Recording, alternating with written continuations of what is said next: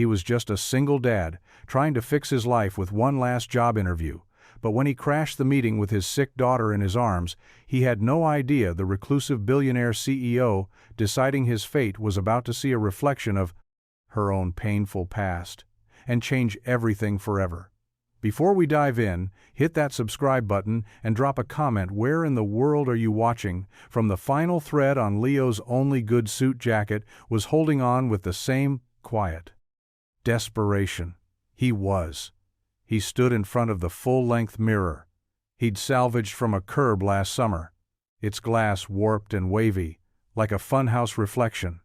It showed him a man he barely recognized, tired eyes, a jaw tight with a rabbito stress that had become his baseline, and a tie he'd retied 4 times already, trying to get the knot to look less like a noose and more like a statement of confidence. The suit was a size too big now, a relic from a life he used to live, one with a steady paycheck, company picnics, and the easy comfort of knowing the rent would be paid on time. That life had vanished 9 months ago, when the tech startup he worked for folded overnight, taking his savings and his sense of security with it. Now his world had shrunk to this small third-floor apartment, the smell of burnt toast and the faint hum of a refrigerator that was more empty than full. But there was one piece of that old life that still gleamed brighter than any stock option or promotion. His daughter Mia, she was asleep in the next room, a small lump under a faded unicorn comforter, her breath a soft, steady rhythm that was the only music Leo needed to hear. She was 7, and she carried the sun in her pockets, leaving little trails of light wherever she went for her. He would do anything for her. He would face this day, this interview at Ether Corporation, the tech giant that sat downtown like a glass and steel fortress, a place where people like him weren't just interviewed, they were judged, weighed, and usually found wanting. He checked his watch, the cheap digital one he'd bought after pawning his good one, 5 minutes. Until he had to leave, he ran a hand through his hair, trying to smooth down the anxiety, along with the cowlick that refused to cooperate. Everything was planned to the second. Drop Mia at Mrs. Gable's. Catch the 8:15 bus. Arrive 30 minutes early to sit in the lobby and breathe. Find the right balance of hungry but not desperate, confident but not arrogant. He had rehearsed his answers in the shower until the water ran cold, memorized the company's mission statement and the names of its board of directors. He knew their products inside and out. He could optimize their legacy systems with his eyes closed.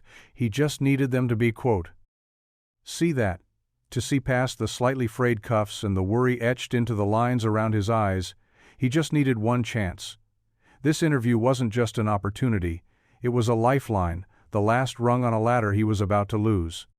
His grip on, he took one last look at his distorted reflection and forced a smile. It didn't reach his eyes, but it was a start. He could do this. He had to. There was no other option. He just had to hold that one last thread together for a few more hours. And maybe, just maybe, it would be enough. The smell of stale coffee and desperation hung in the air of the waiting room, a sterile space designed to be both impressive and intimidating. Floor-to-ceiling windows offered a panoramic view of a city that felt a million miles away from Leo's reality. The chairs were sleek, black, leather, uncomfortable by design, meant to keep you alert. And on edge, Leo wasn't sitting.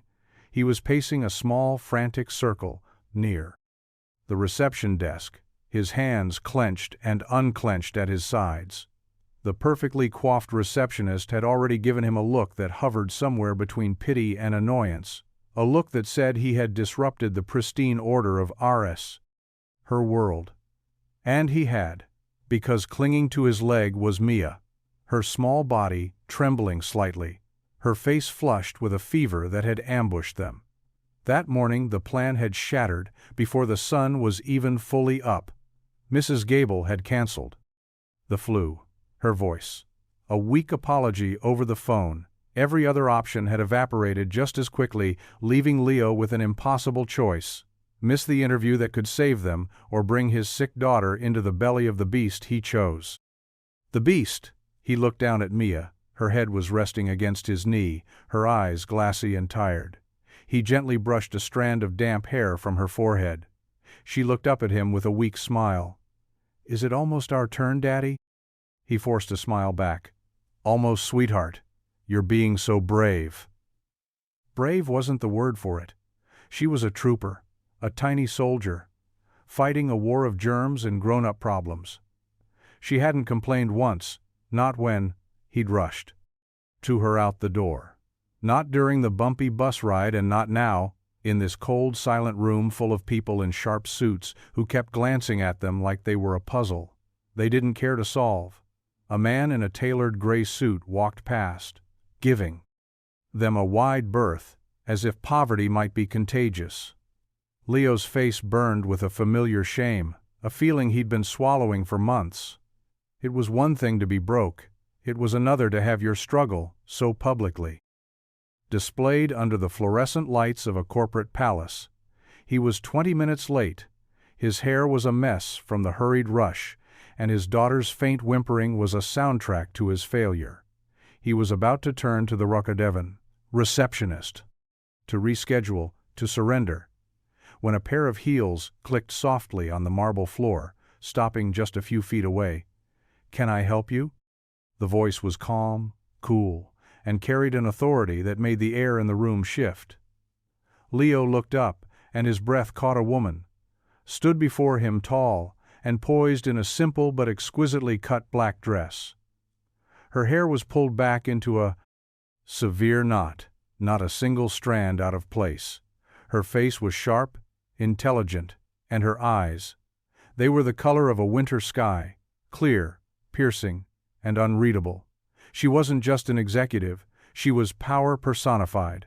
The receptionist stammered, "Miss Vance, I'm so sorry this man, he missed his appointment. He insisted on waiting." The woman's gaze drifted from the receptionist to Leo, and then down to Mia. For a fraction of a second, something in her expression softened, a flicker of something other than corporate indifference. "He has an interview." Leo finally found his voice. "Leo Martinez for the senior systems analyst position. I know I'm late. My daughter, she's not well. My sitter, canceled." He trailed off, the excuses sounding flimsy, even to his own ears. The woman he now knew as Miss Vance didn't say anything right away. She just watched him, her head tilted slightly, as if she were analyzing a line of code, searching for the bug, the flaw. The inevitable point of failure. She should have dismissed him, told him to reschedule, sent him on his way, but she didn't. Instead, she looked at Mia, who was now hiding behind Leo's leg, and said softly, "What's your name?" Mia peeked out. "Mia." "It's nice to meet you, Mia," Miss Vance said. Then she looked back at Leo, her expression shifting back to something neutral but not unkind. "My office 5 minutes?" And with that, she turned and walked, away, her heels clicking a steady rhythm that echoed in the sudden silence of the room, leaving Leo standing there with his sick daughter, his shattered pride, and the thinnest sliver of a chance he never should have gotten. The walk to her office felt like a mile. The hallway was a long, sterile corridor of glass and brushed steel, a silent testament to a world built on logic and efficiency, not messy human emotions.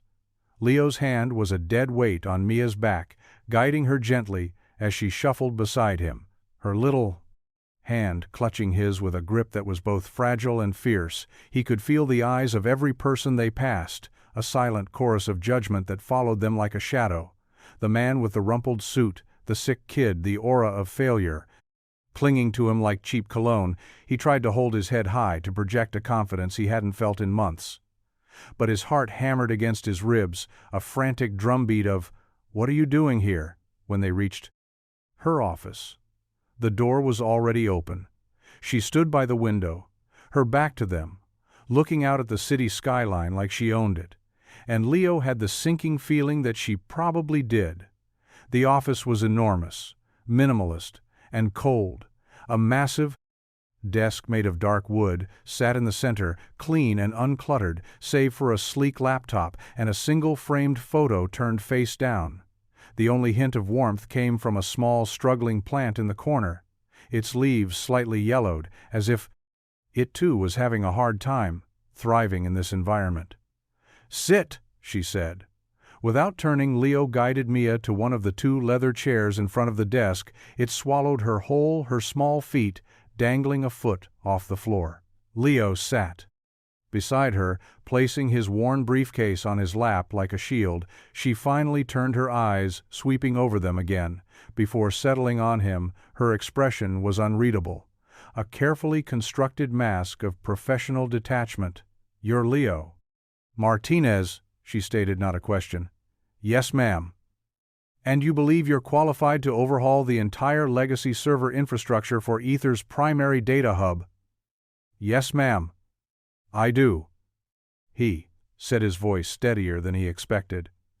"I have 12 years of experience in enterprise-level system architecture, and I spent the last 3 years at Omnicore specializing in migrating outdated frameworks to scalable cloud solutions." He had rehearsed. This part it felt good to say. Something that was true. Something that was his skill, his knowledge. It was the only currency he had left. She picked up a tablet from her desk, her fingers swiping across the screen with practiced speed. "Your resume is impressive on paper. Your references check out. You were at the top of your class. But paper doesn't account for this." She gestured vaguely toward Mia, not unkindly, but with a pragmatism that cut straight to the point. "This is a high-pressure role, Mr. Martinez. It requires focused dedication hours that are not always predictable. It does not have room for distractions." Leo's jaw tightened. He knew what she was saying. What she was really asking was, "Can a man like you, a single father, with a life that is clearly falling apart, handle a job meant for someone whose life is not?" He met her gaze directly. "My daughter is not a distraction, Miss Vance. She's my reason. She's the reason I will work harder than anyone you've ever hired. She's the reason I don't fail." The words hung in the air between them, stark and honest, a raw declaration. In a room built on polished lies, he expected her to challenge him, to cut him off, but she just watched him, her mask-like expression unwavering. Then Mia sneezed, a small pathetic sound that echoed in the quiet office. Leo instinctively reached over and wiped her nose with a tissue from his pocket, a simple paternal gesture that was so out of place in this corporate sanctuary, it was almost absurd. Miss Vance's eyes followed the movement, and for a split second, that mask cracked just a little. Something flickered behind her eyes, something that looked less like a CEO and more like a person with a history. She didn't share the interview, did not go as planned. It was less of a structured conversation and more of a series of interruptions punctuated by moments of startling clarity. Mia coughed softly, a dry hacking sound that made Leo's shoulders tense. With every small eruption, he'd start to explain a complex server migration strategy, only to be derailed by the need to offer her a sip of water from the bottle he'd brought, or to adjust the thin jacket she wore like a second skin. He felt his composure fraying at the edges. The polished professional he had tried to be was being steadily dismantled by the worried father. He couldn't help but be Miss Vance, whom he now knew as Isabella. From a nameplate he'd spotted on her desk, watched it all with an unnerving stillness. She didn't rush him. She didn't show impatience. She just observed her pen tapping a silent rhythm against her leather-bound notebook. It was more unsettling than if she had yelled. She let him talk, let him stumble through his technical expertise while his attention was clearly divided. He described his work on a multi-tiered security protocol for a financial firm, while simultaneously feeling Mia's forehead for any rise in temperature. He spoke of his proficiency in a dozen coding languages. But his own internal language was a frantic prayer that Mia wouldn't get sick on the expensive-looking rug. At one point, Mia let out a soft whimper and whispered, "Daddy, I'm cold." Without thinking, Leo took off his own suit, jacket, The one. He had agonized over that morning and draped it over her small, shivering frame. It was a gesture of pure instinct. A father's love overriding a job seeker's ambition. He was now just a man in a slightly rumpled dress shirt and a tie. That suddenly felt too tight, sitting in a billion-dollar office looking utterly and completely out of place. He expected the interview to end right there.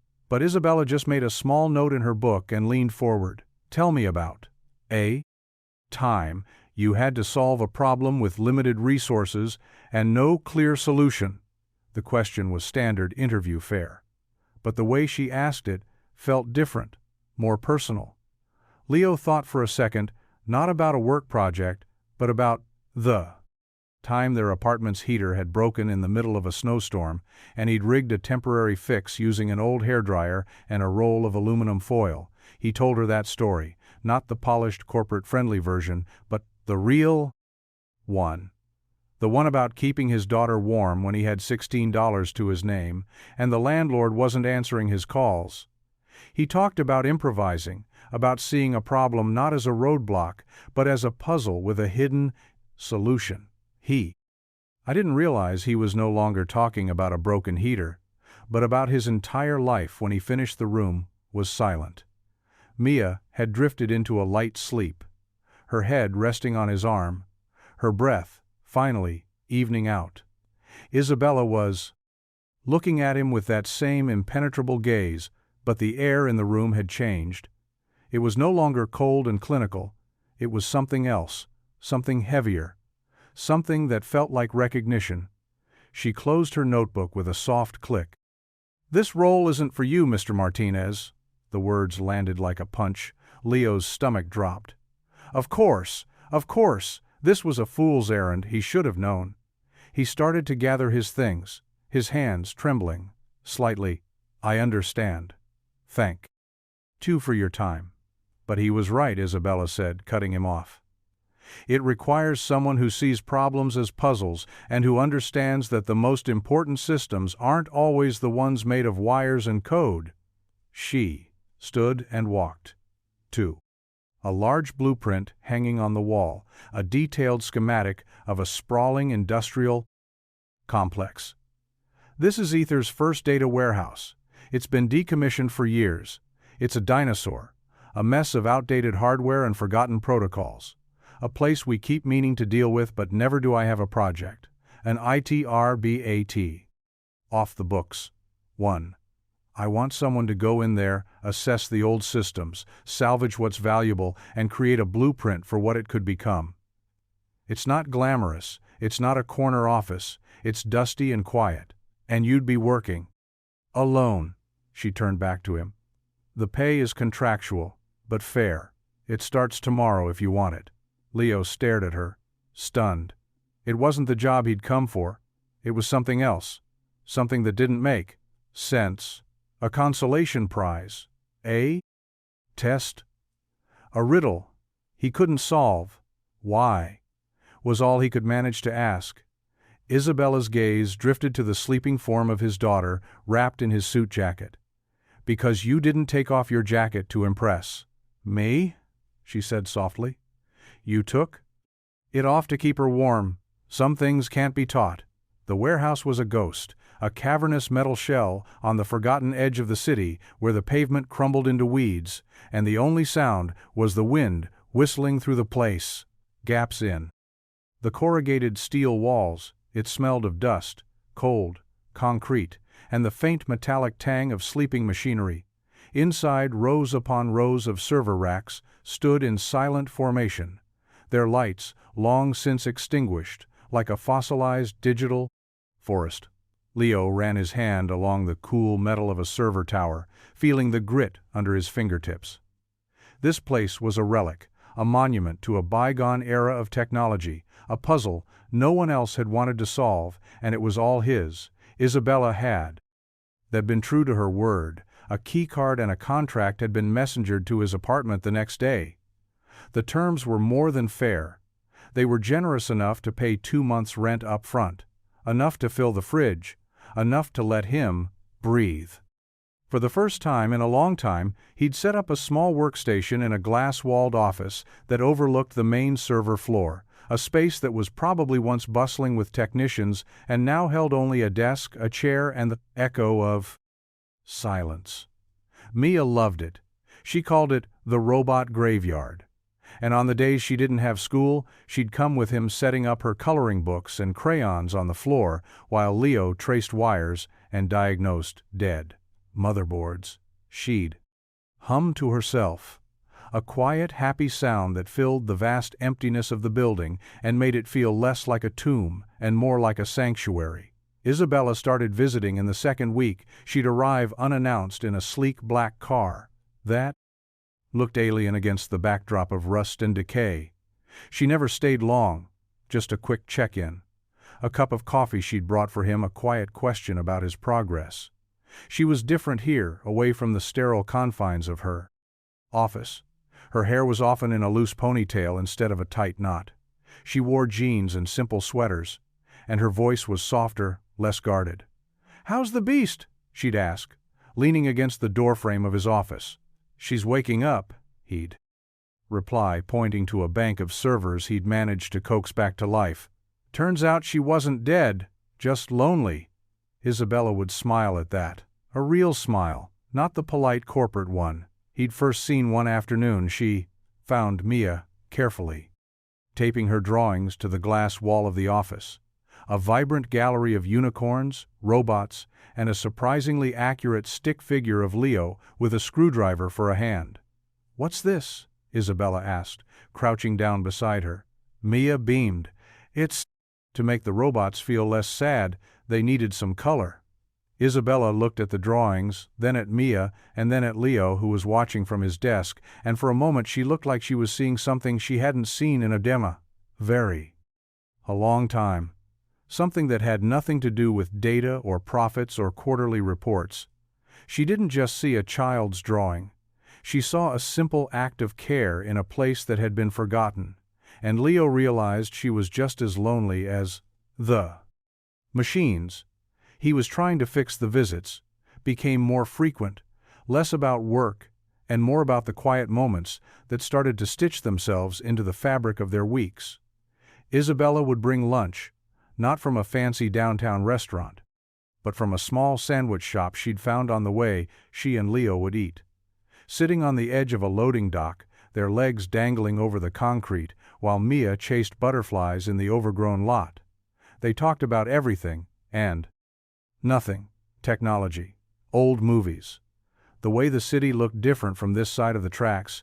He learned that she had a dry sense of humor, a surprising love for bad sci-fi novels, and a deep-seated dislike for board meetings. She learned that he could name every part of an engine by sound, that he made the best burnt grilled cheese sandwiches, and that his quiet demeanor hid a fierce loyalty to the people he cared about. He never asked about her past, about the downturned photo on her desk or the faint sadness that sometimes clouded her eyes. He didn't push. She didn't offer. They let the silence hold the things they weren't ready to say. One Saturday, while Leo was deep in the guts of a server rack trying to trace a faulty power line, Mia and Isabella sat on the floor of the office with a box of old Legos Isabella had found in a forgotten storage closet. "Why don't you have any pictures in your office?" Mia asked suddenly, not looking up from the lopsided tower she was building. Isabella froze for a second, a red brick hovering in her hand. "What do you mean, sweetie?" "At the big building," Mia clarified. "You have a frame on your desk, but it's sleeping." Isabella put the brick down slowly. Her voice was quiet when she finally answered. "It's a picture of my brother." Mia looked up, her expression open and curious. "Where is he?" Isabella's throat tightened. "He's gone. He passed away a long time ago." Mia tilted her head. "Do you miss him?" Isabella blinked back the sudden sting in her eyes and nodded. "Every day." Mia reached over and placed a small hand on Isabella's arm. "My mommy is gone too, Daddy. Says she's a star now. Maybe your brother is a star too, and they're building Legos in the sky."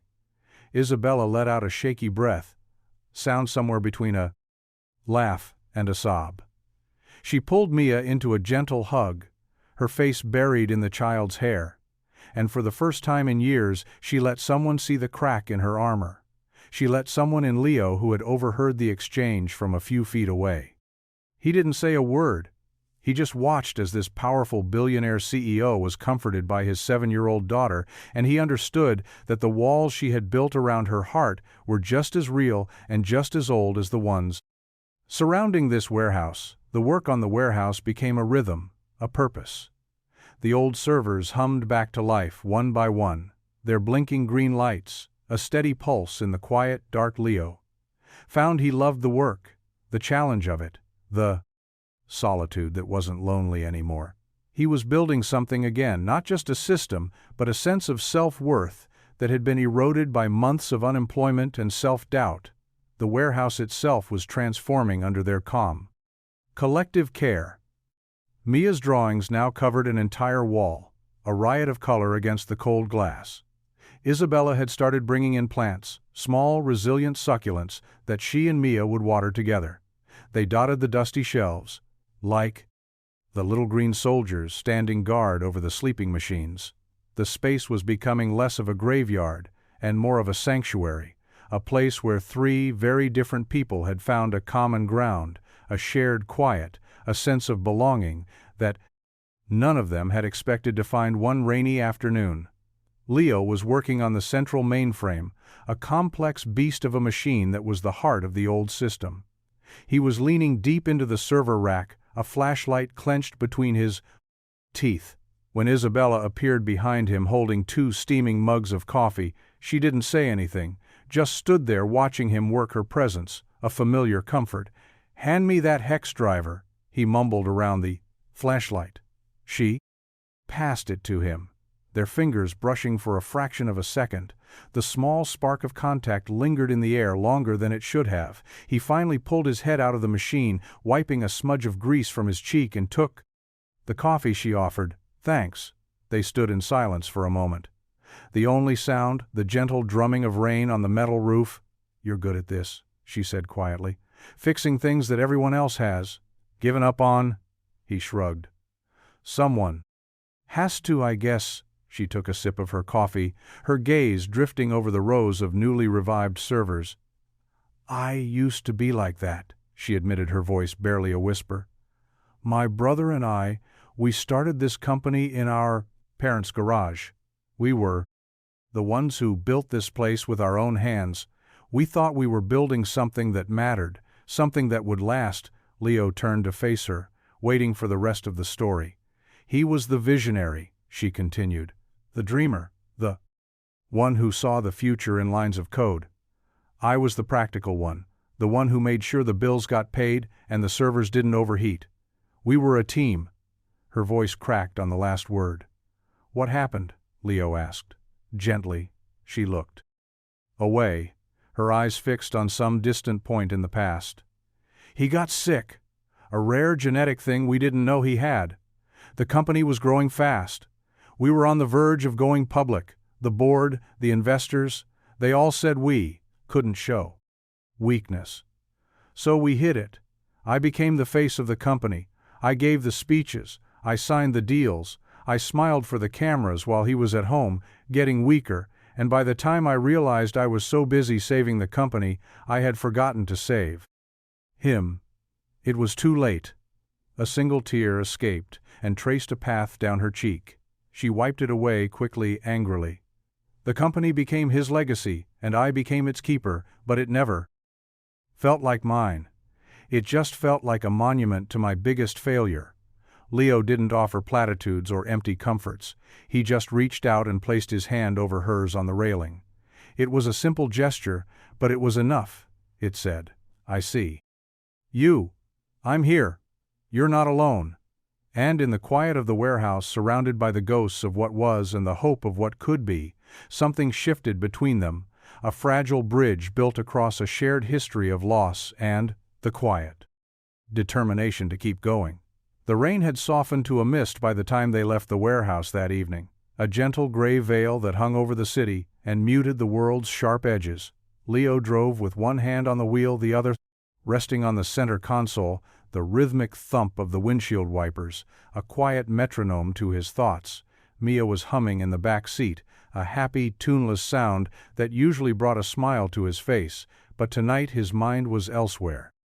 Replaying Isabella's story, her raw honesty, her quiet grief, he understood now why she was so guarded, so isolated. She wasn't just a billionaire who had lost her way, she was a sister who had lost her other, half a creator who had lost her joy.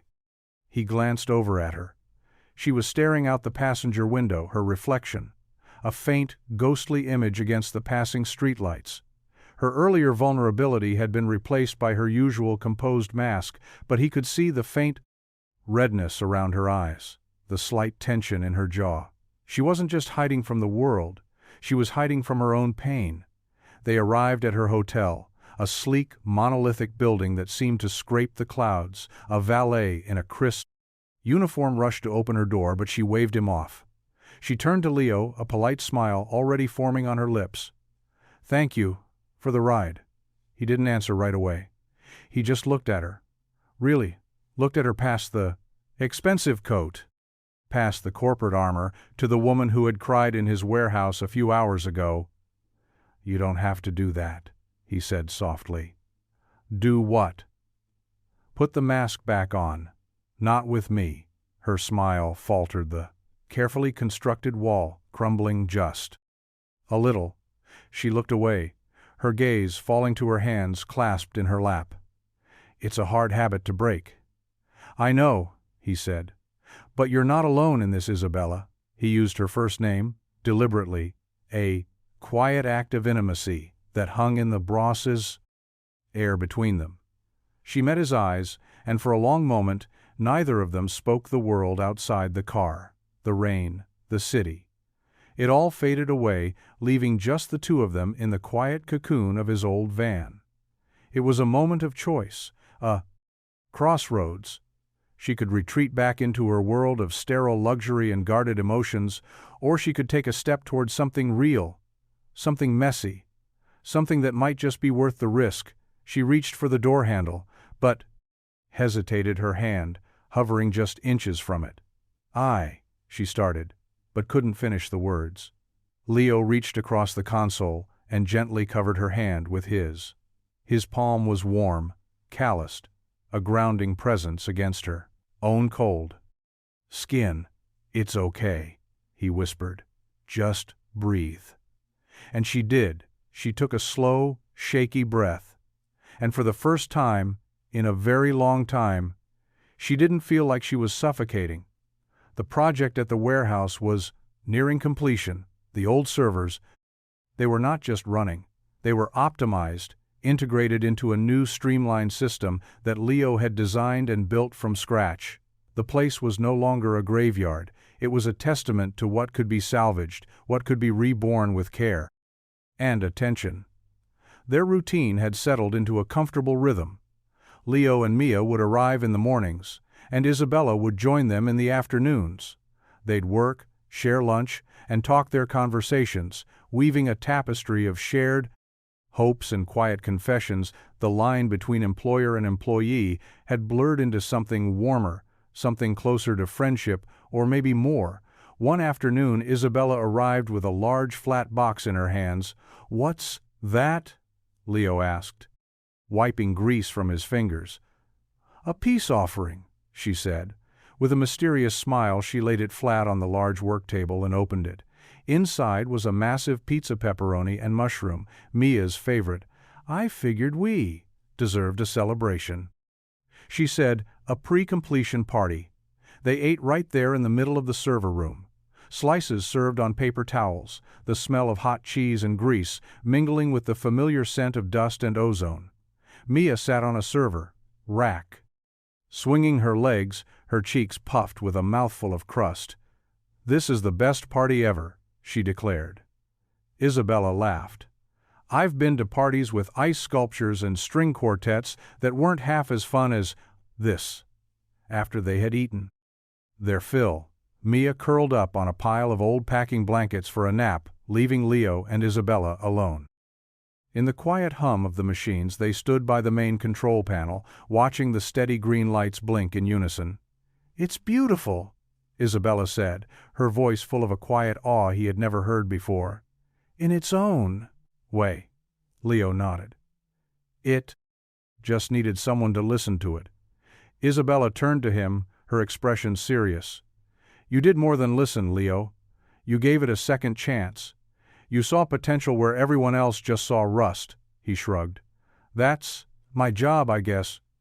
"No," she said, stepping closer. "It's who you are. You see the good in things, in people, even when they can't see it in themselves." Her gaze was intense, unwavering. It made his heart beat a little faster. "You did the same for me," she whispered the air. Between them grew thick, charged with unspoken feelings.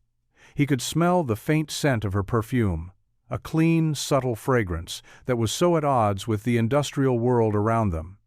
She was close enough now that he could see the flecks of gold in her brown eyes. He could see the vulnerability she no longer tried to hide. She was not the untouchable CEO from that first day.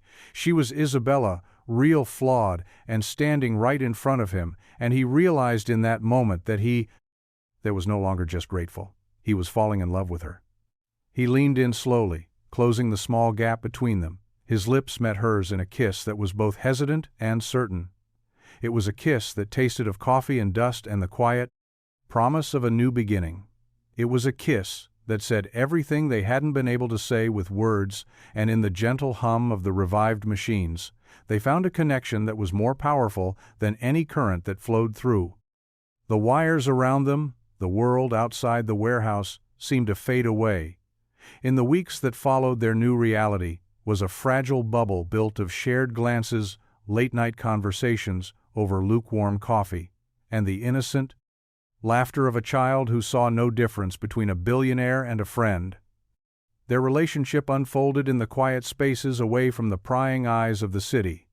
They explored the forgotten corners of the warehouse, discovering old schematics and forgotten prototypes from the company's early days. They talked about their dreams, his of one day opening a small shop of his own, hers of creating something that genuinely helped people, not just made a profit. They were two different worlds, colliding not with a bang but with a slow, gentle merging one evening as they were packing up to leave. Isabella turned to him, a thoughtful expression on her face. "What are you and Mia doing this weekend?" Leo shrugged. "The usual laundry, groceries, maybe a trip to the park if the weather holds." "How would you feel about a trip to the mountains instead?" she asked. "I have a cabin, a small place my brother and I built years ago. It's quiet. No cell service, no board members, no distractions." Leo hesitated. The offer was tempting, but it felt like a step into her world, a world he still wasn't sure he belonged in. She must have seen the doubt in his eyes, because she added softly, "It's not fancy, Leo. It's just wood and stone and memories. I haven't been back since he passed. I think I'd like to see it again with you." The way she said it left no room for refusal. It wasn't an invitation to a billionaire's retreat. It was a plea to help her reclaim a piece of her past. He nodded slowly. Mia would love that.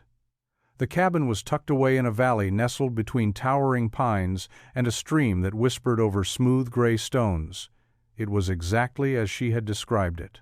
Simple, rustic, and built with love, not money.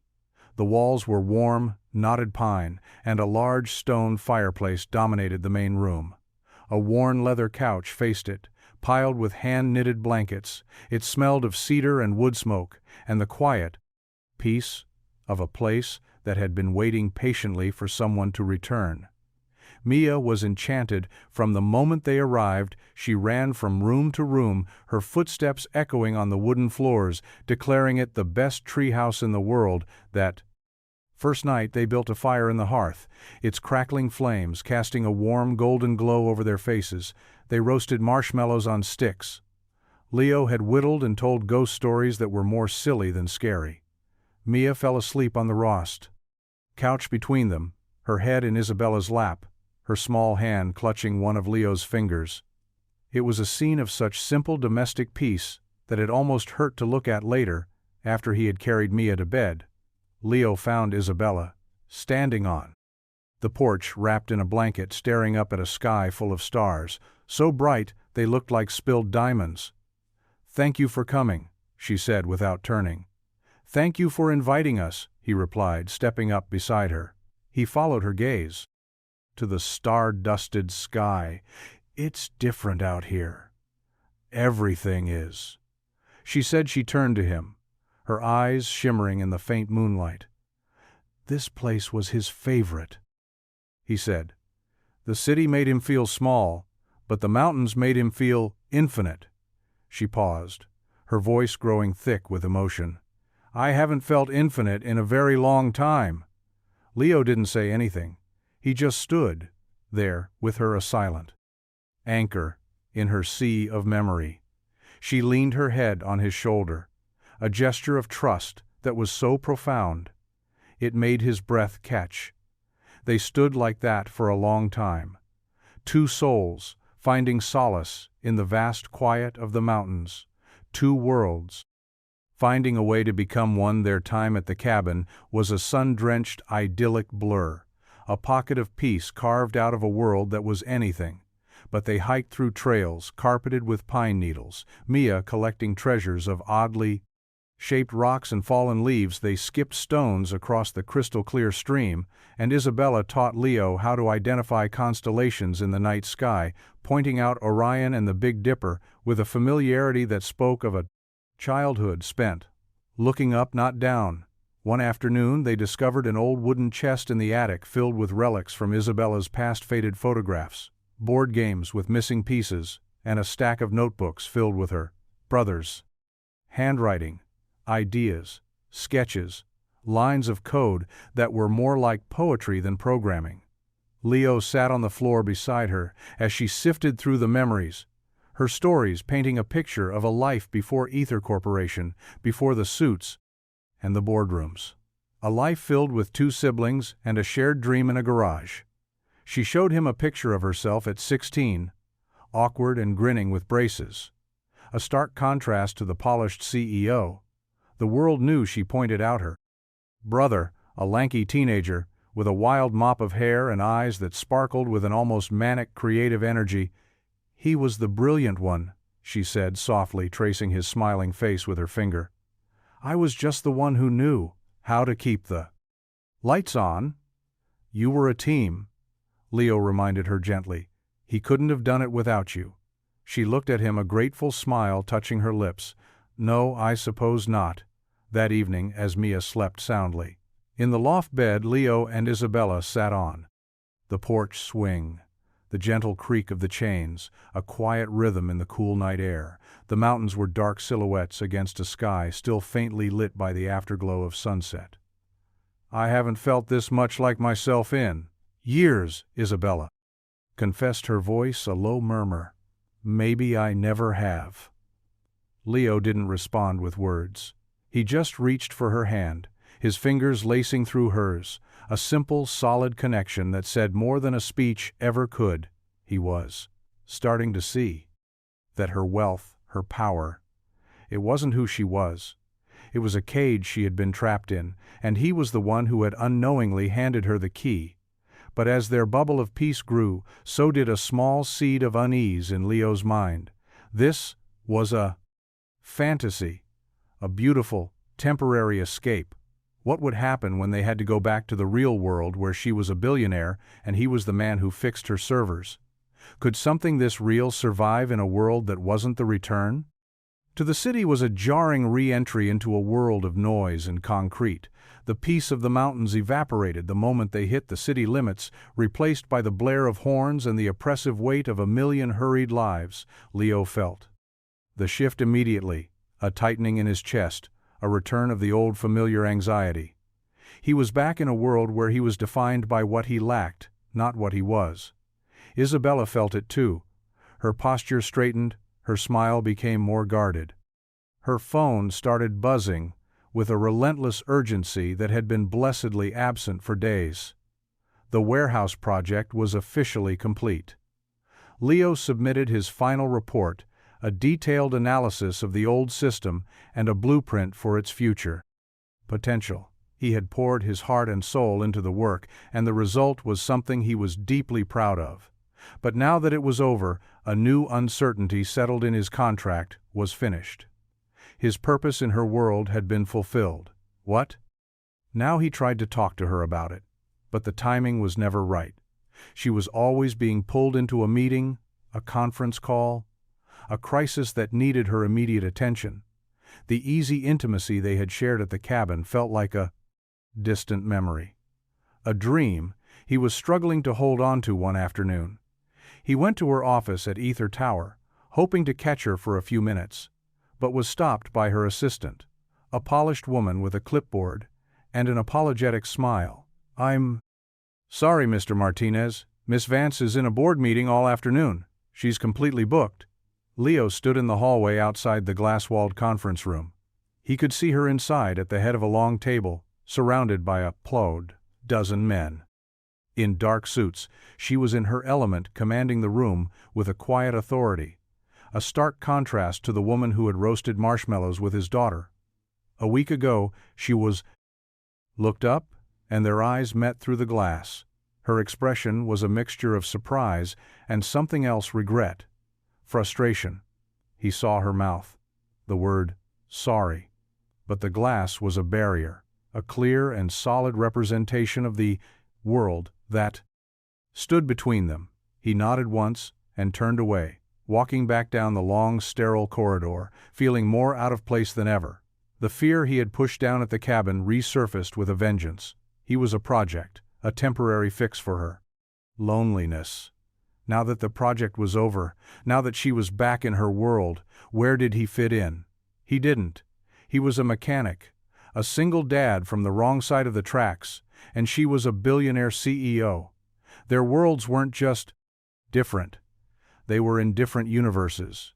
And he was a fool for ever believing they could truly merge. The headline hit the internet like a lightning strike on a clear day. Tech titan Isabella Vance's secretive warehouse project, and the mystery man behind it. A sleazy tech blog had gotten a tip from a disgruntled Ether employee, and the story spread like wildfire. It wasn't just a story, it was a narrative spun with innuendo and speculation, a grainy photo of Leo. Leaving the warehouse was juxtaposed with a glamorous shot of Isabella at a charity gala. The article painted him as a secret lover, a blue-collar pet project, a mystery man who had somehow captivated the reclusive billionaire. It questioned his qualifications, his background, his motives. It implied he was a gold digger, a nobody who had gotten lucky. Leo saw it on his phone while waiting for the bus. His stomach twisted into a cold, hard knot, the shame he had felt on that first day in her office came rushing back 100 times stronger. He wasn't just broke anymore. He was a public spectacle, a footnote in a billionaire's drama. The story didn't just attack him, it endangered the one thing he had sworn to protect: Mia. What if they found out where they lived? What if photographers started showing up at her school? He felt a hot surge of protective fury, followed by a wave of crushing despair. He had let this happen. He had been naive. He had let his feelings for Isabella cloud his judgment, and now they were both paying the price. He called her immediately. His voice was tight-strained. "Did you see it?" "Leo, I'm so sorry," she began, her voice full of a frantic energy. "I'm already having my legal team handle it. We'll get it taken down." "Taken down," he echoed with a bitter laugh. "It's everywhere, Isabella. It's not something you can just delete. This is your world, not mine. I don't know how to navigate this." "I'll protect you, Leo. I'll protect both of you," she promised, but her words sounded hollow, distant, coming from a world of lawyers and PR teams that had nothing to do with his reality. "How?" he demanded. "How are you going to stop them from plastering my face all over the internet, from turning my life into a circus? I can't protect Mia from this. I can't be the reason her life gets turned upside down." "Leo, please don't do this," she begged. "Let me fix it." Some things can't be fixed, he said, his voice breaking. Some things you have to walk away from to survive. There was a long silence on the other end of the line, just the sound of her shaky breath. Is that what you're doing? She asked, her voice barely a whisper. Walking away, he closed his eyes, the image of Mia's smiling face flashing in his mind. I have to, he said, and hung up the phone. The silence that followed was the loudest sound he had ever heard. The days that followed the phone call were a gray, monotonous blur. Leo retreated into a self-imposed exile. He didn't answer his phone. He didn't check the news. He focused on one thing and one thing only. Mia. He took her to the park. He helped her with her homework. He read her bedtime stories. With a voice that he tried to keep steady, even as his own world was crumbling around him, he was building a fortress of normalcy around her, a desperate attempt to shield her from the fallout of his choices. But the outside world had a way of seeping through the cracks one afternoon. They were at the grocery store when he noticed a woman staring at them, her phone held up discreetly. Leo quickly steered Mia down another aisle, his heart pounding in his chest. Another time, a car he didn't recognize was parked across the street from their apartment building for hours. It was probably nothing but the paranoia, was a constant companion, a shadow that followed him. Everywhere he felt trapped, exposed, a specimen. Under a microscope, he was no longer just Leo Martinez's single dad. He was the mystery man from the headlines. And the weight of that label was suffocating. Isabella tried to reach him. She left voicemails, her voice a mixture of desperation and frustration. Leo, please talk to me. We can figure this out together. Don't shut me out. She sent texts, messages of apology, of reassurance of a love. He was too scared to accept. He ignored them all. He told himself he was doing it for Mia, that he was protecting her from a world of scrutiny and judgment, a world she didn't deserve to be a part of. But if he were honest with himself, he was also protecting his own heart. He was terrified of letting her in completely, of believing that someone like her could actually choose someone like him, because if he let himself believe that, and then lost her, it would break him in a way. He wasn't sure he could survive. So he built his walls, higher brick by brick. Each unanswered call, another layer of protection. Each deleted message, another reinforcement. He was choosing safety over hope, pride over love, and the loneliness of that choice was a cold and heavy burden. One evening, Mia was sitting at the kitchen table, her crayons scattered around her. She was unusually quiet, her brow furrowed in concentration. What are you drawing, sweetheart? Leo asked, trying to inject some cheerfulness into his voice. She didn't look up. A map, she said simply. A map? To where? To the cabin, she said, her voice small. I miss it. I miss her. The jest. Words were a punch to the gut, a reminder of the joy he had so deliberately cut out of their lives. He knelt beside her and looked at the drawing. It was a crude map of a winding road leading to a small, square house with a chimney puffing out. Hearts. Instead of smoke, 3 stick figures stood in front of it, holding hands. We can't go back there, baby, he said, his voice thick with a regret he couldn't hide. Why not? She asked, finally looking up at him, her eyes wide and full of a confusion that broke his heart. Because it's complicated, he said, the lamest of all grown-up excuses. No, it's not, she replied, with the simple, unwavering logic of a child. You're sad. She's sad. I'm sad. The only thing that's complicated is why you won't just go and fix it. And in that moment, Leo realized his fortress wasn't protecting anyone.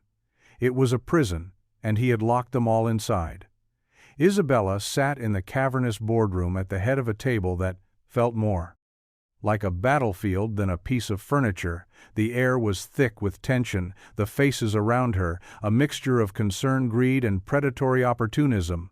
The article had caused a firestorm, and the board was in full panic mode. This is a PR nightmare. Isabella, one of them said, a man named Arthur who had known her since she was a child. The stockholders are rattling their cages. Our image is built on stability, on strength. This makes you look reckless. It makes me look human. Isabella countered her voice, calm and steady, despite the storm raging inside her. Perhaps that's a brand image we should consider adopting. Another board member, a woman named Carol, who had always been a rival, snorted, delicately, "Humanity doesn't drive up stock prices. This mystery man, this mechanic, he's a liability." "His name is Leo Martinez," Isabella said, her voice dropping to a dangerously quiet tone. "And he is the most honorable man I have ever met. He is not a liability. He is a reminder of what this company was supposed to be about: innovation, integrity, helping people, not just acquiring them." She stood her hands flat on the polished wood of the table, her gaze sweeping across the room, meeting every eye. "You're all so worried about the narrative, about how this looks, but you've forgotten to ask if it's true. You've forgotten to ask what really matters. For years, I have been the face of this company. I have been the good soldier who towed the line and smiled for the cameras. I did it to honor my brother's legacy, but somewhere along the way I lost him and I lost myself." She paused, letting the weight of her words settle. "I am done being a brand. I am done making decisions based on fear and optics. This company was founded on a dream in a garage by two people who believed they could change the world, not by a committee of men in suits who only care about the bottom line." She took a deep breath. "So here are your options. You can either get on board with a new vision for Ether, a vision that prioritizes people over profits, integrity over image, or you can find yourselves a new CEO, because I will not spend another day of my life being someone I am not, and I will not abandon the one person who has reminded me who I am supposed to be." She didn't wait for a response. She turned and walked out of the boardroom, leaving behind a stunned silence and the undeniable sense of a seismic shift. A revolution that had just begun. The warehouse was just as he had left it, quiet. Still a monument to a time that already felt like a distant memory. Leo stood in the center of the server room, the steady hum of the machines, a familiar comfort. The dust motes danced in the single beam of sunlight that cut through the gloom. He didn't know why he had come back here. Maybe he was looking for an answer. Maybe he was just looking for a place where he didn't feel so lost. He ran, his hand along the cool metal of the mainframe, the system he had poured his heart into. He had brought it back from the dead, but he had let the most important connection in his life die on the vine. He was a fool. He heard the soft crunch of footsteps on the gravel outside, and his heart leaped, but he told himself it was just a security guard, a delivery truck, anything but her. But when the large bay door rumbled open, letting in a flood of afternoon light, he knew he was wrong. She stood there, silhouetted against the brightness, her figure both familiar and formidable. She wasn't wearing a power suit or a designer dress, just jeans and a simple gray sweater, but she carried herself with a new kind of authority, one that came from within, not from a title. She walked toward him, her steps echoing in the vast space. She stopped a few feet away, the air between them crackling with unspoken words. "I thought I might find you here," she said, her voice soft. "What are you doing here?" "Isabella, I thought you'd be in damage control mode," he said, his tone more bitter than he intended. "I am," she replied. "This is it," he frowned. Confused, she took a step closer. "I told the board I was done playing their game. I told them I was going to run this company the way my brother and I always meant to, with a conscience, with a heart." Leo stared at her. "You quit." "No," she said, a small smile playing on her lips. "I took over." She held out a blank sphere tablet to him. On the screen was a detailed proposal, a press release, waiting to be sent. It outlined the launch of the Ether Foundation, a new nonprofit wing of the company dedicated to funding STEM education and small tech startups in underserved communities. It was bold, ambitious, and at the bottom of the page under the title of Executive Director was his name, Leo Martinez. He looked up at her, his eyes wide with a disbelief that was slowly being replaced by a dawning hope. You can't be serious. I've never been more serious in my life, she said. I need someone to run it. Someone who understands what it's like to have a dream and no resources. Someone with integrity. Someone I trust. She paused, her gaze locking with his. I need you. Leo. The weight of her offer, the trust in her eyes. It was overwhelming. It was everything he had been too afraid to hope for. I don't know what to say, he whispered. Say yes, she said, her voice full of a confidence that was both terrifying and exhilarating. Say you'll help me build something that matters. Say you won't let me do it alone. He looked from the tablet to her face, to the future. She was laying at his feet. A future that was messy and complicated, and, terrifyingly, real. And in that moment he knew he had a choice. He could stay in his fortress of fear, or he could step into the light with her. He took a slow breath, a breath that felt like the first one he had taken in weeks, and said the one word that would change everything. Yes. The Ether Foundation launched, not with a glitzy press conference or a champagne-soaked gala, but with a quiet, open house. At the newly repurposed warehouse, the server graveyard had been transformed into a vibrant community tech hub, a makerspace filled with 3D printers, soldering stations, and computers open to anyone with an idea, and a willingness to learn. The walls were covered not with corporate logos, but with Mia's drawings of prowess. Colorful, chaotic, and joyful testament to a new kind of beginning. Leo stood near the entrance, greeting people with a warmth and confidence that felt both new and natural. He was no longer the man with the rumpled suit and the desperate eyes. He was a reading bee. Leader, a mentor. A man who had found his purpose. He moved through the crowd with an easy grace, shaking hands with aspiring coders, listening to the pitches of young entrepreneurs, and offering words of encouragement and advice. He was exactly where he was meant to be. Isabella was there too, not as a CEO but as a partner. She worked the coffee station, her sleeves rolled up, her laugh echoing through the room as she talked with a group of high school students about their robotics project. She had shed the last remnants of her corporate armor, and in its place was a genuine joy, a lightness that made her seem years younger. They were a team, in every sense of the word, their skills complementing each other perfectly. There was the heart of the operation, the one who connected with people on a human level. She was the strategic mind, the one who could see the big picture and make the impossible happen together. They were building something that was more than a foundation.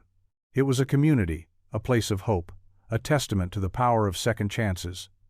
Later that evening, after the last of the guests had gone, Leo, Isabella, and Mia stood in the center of the now quiet space. The air was filled with the smell of coffee and the lingering energy of a successful launch. Mia chased a stray balloon across the floor. Her laughter, a bright and happy sound. You did it, Isabella said to Leo, her voice full of pride. We did it, he corrected her. He took her hand, his fingers lacing through hers, a gesture that was now as natural as breathing. I couldn't have done it without you. She smiled and leaned her head on his shoulder. I know. They stood in comfortable silence, watching Mia finally catch the balloon and hold it up in triumph like a trophy. The setting sun cast long golden rays through the large windows, illuminating the dust motes dancing in the air. It was a perfect moment. Quiet and beautiful end to a long and difficult journey. But they all knew it wasn't an end, it was a beginning, a new chapter, in a story that was still being written. A story about two different worlds, finding a way to create a new one. Together, a story about a man who fixed machines, and a woman who fixed a broken legacy, and a little girl who reminded them, both, that the most important systems are the ones built on love. The cabin in the mountains became their sanctuary, place to escape the noise of the city, and reconnect with the quiet rhythms of their new life. They would go up on weekends, their car filled with groceries, laughter, and the happy chatter of a family that had finally found its footing. Leo would spend his mornings fishing in the stream, his afternoons tinkering with the cabin's old generator, and his evenings sitting by the fire with Isabella, her head resting on his shoulder as they watched the flames dance. Isabella would hike through the woods, rediscovering the trails of her childhood.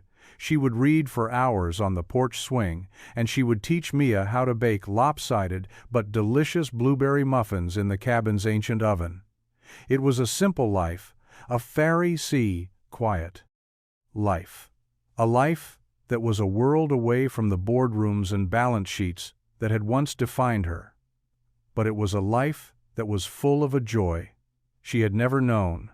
One crisp autumn afternoon, Leo and Isabella were sitting on the porch watching Mia build a fortress of fallen leaves, her giggles echoing through the valley. The air was filled with the scent of pine and damp earth, and the mountains were a blaze of red and gold. "Are you happy?" Leo asked, his voice a low murmur against the quiet of the afternoon. Isabella didn't answer right away. She took a sip of her tea and looked out at the breathtaking vista before her. The mountains, the stream, their daughter playing in the leaves. "I used to think happiness was an achievement," she said finally. "A goal to be reached, a box to be checked, but I was wrong." She turned to him, her eyes full of a deep and steady love. "Happiness isn't a destination, Leo.